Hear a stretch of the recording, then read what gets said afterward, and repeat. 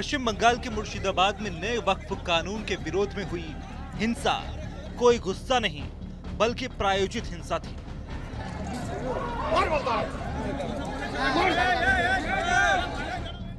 ये सरकार के खिलाफ वक्फ कानून विरोधी प्रदर्शन नहीं बल्कि हिंदुओं की पहचान करके उन पर जानलेवा हमले की सुनियोजित बुरी रणनीति थी। कोलकाता हाईकोर्ट ने 11 अप्रैल को हुए वक्फ विरोधी प्रदर्शनों की जांच के लिए जो कमेटी बनाई थी उसकी रिपोर्ट आ चुकी है। इस रिपोर्ट में कई तथ्य हैरान करने वाले हैं। ये रिपोर्ट बताती है कि 11 अप्रैल को मुर्शिदाबाद में हुई हिंसा एक वर्ग विशेष के खिलाफ टीएमसी के लोगों द्वारा सियासी साजिश थी। मुर्शिदाबाद हिंसा पर एसआईटी की जो रिपोर्ट आई है उसमें बहुत साफ और स्पष्ट रूप से यह इंगित किया गया है कि हिंदुओं को लक्षित करके टारगेट करके हिंसा की गई और इसमें तृणमूल कांग्रेस के नेता शामिल थे और पुलिस का रवैया हिंसा को रोकने की बजाय तृणमूल कांग्रेस के नेताओं की कार्यों की अनदेखी करता हुआ दिखाई पड़ रहा है।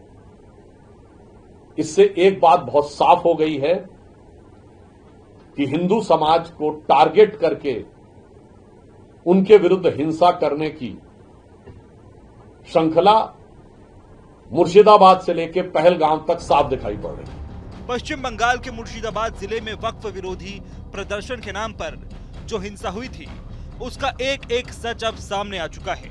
कोलकाता हाईकोर्ट ने एक वर्ग विशेष के खिलाफ हुई हिंसा की जांच के लिए जो कमेटी बनाई थी उसकी रिपोर्ट आपको हैरान कर देगी। समिति ने अपनी रिपोर्ट में साफ लिखा है टीएमसी नेता महबूब मुर्शिदाबाद हिंसा का मास्टरमाइंड।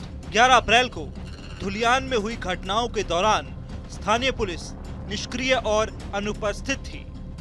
साथ ही मुर्शिदाबाद के धुलियान कस्बे में हमलों का निर्देश स्थानीय पार्षद ने दिया था। 3 सदस्यीय समिति ने हाई कोर्ट को सौंपी गई रिपोर्ट में कहा गया कि मुर्शिदाबाद के धुलियान में कपड़ों के एक शोरूम में लूटपाट की गई। मुख्य हमला 11 अप्रैल की दोपहर 2:30 बजे के बाद शुरू हुआ।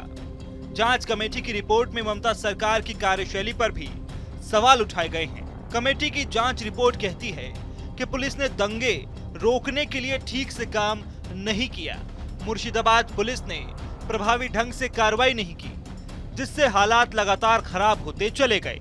मुर्शिदाबाद में वक्फ के नाम पर जो दंगे हुए दरअसल वो ऑर्गेनिक नहीं ऑर्गेनाइज थे, स्पॉन्टेनियस नहीं स्पॉन्सर्ड थे। State sponsored targeted violence against Hindus था और इसमें जिस प्रकार से टीएमसी के नेता शामिल थे उनका भी रोल सामने आ गया। पुलिस को जानबूझकर इनएक्टिव रखा गया ताकि हिंदुओं को नुकसान पहुंचाया जा सके, ताकि दंगाइयों पर कोई कार्रवाई ना हो। और उसके बाद दंगाइयों के पक्ष में बोला गया, फिराद हकीम ने बोला, दंगाई बचाओ आंदोलन चलाया गया। ममता बनर्जी मुस्लिम क्लेरिक्स के पास पहुंच गई, दास परिवार के पास 25 दिन बाद पहुंचे और वहां पर भी दंगाई बचाओ आंदोलन चला। तो इसका मतलब मां माटी मानुष नहीं है, मुस्लिम मुस्लिम मुस्लिम चल रहा है। कोलकाता हाईकोर्ट द्वारा बनाई गई जांच कमेटी में राष्ट्रीय मानवाधिकार आयोग के रजिस्ट्रार जोगिंदर सिंह, पश्चिम बंगाल विधिक सेवा प्राधिकरण के सदस्य सचिव सत्य अर्नब घोषाल और WBJS के रजिस्ट्रार सौगात चक्रवर्ती शामिल थे। रिपोर्ट में टीएमसी नेता महबूब की भूमिका। टीएमसी नेता महबूब आलम ने हमलों का निर्देशन किया था। स्थानीय पार्षद महबूब आलम 11 अप्रैल 2025 को उपद्रवियों के साथ आए। शुक्रवार को विधायक भी वहां मौजूद थे।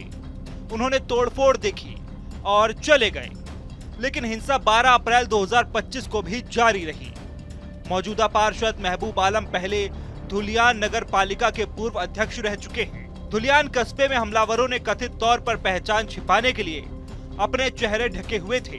देखिए, हमारे देश एक अकेला देश होगा जहां बहुसंख्यकों के खिलाफ सांप्रदायिक असहिष्णुता और अराजकता जो है वो अलग अलग जगहों पे पराकाष्ठा के साथ दिखती है। और उसका मुख्य कारण है कि जिस तरह से कम्युनल और क्रिमिनल कारीगरों को सियासी संरक्षण और उनकी सियासी सुरक्षा दी जाती है, उसका नतीजा है कि इस तरह के जो अराजकता दिखाई पड़ेगी, अपराध दिखाई पड़ेंगे और उस अपराध पर भी जो है वो जिनकी सरकारें होती हैं राज्यों में, वो उसको सुरक्षा कवच के तौर से खड़े होते हैं उनके लिए। ये अपने आप में बहुत ही गंभीर घटना है और निश्चित तौर से समाज के सभी वर्गों में सुरक्षा का एहसास ही सद्भाव की गारंटी है। अगर कोई भी समाज जो है अपने आप को असुरक्षित महसूस करेगा तो निश्चित तौर से सद्भाव के ताने बाने को नुकसान पहुंचेगा। और लेकिन अफसोस की बात यह है कि अगर बहुसंख्यक समाज ही सांप्रदायिक असहिष्णुता और अराजकता का शिकार बन जाए तो अल्पसंख्यकों की सुरक्षा कैसे होगी? मुर्शिदाबाद हिंसा को लेकर कोलकाता हाईकोर्ट ने सख्त रुख अपनाया था।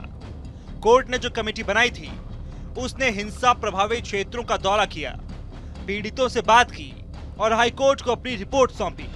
न्यायमूर्ति सोमेन सेन और न्यायमूर्ति राजा बसु चौधरी की खंडपीठ ने कहा है कि समिति ने अपनी रिपोर्ट में बड़ी टिप्पणी की है।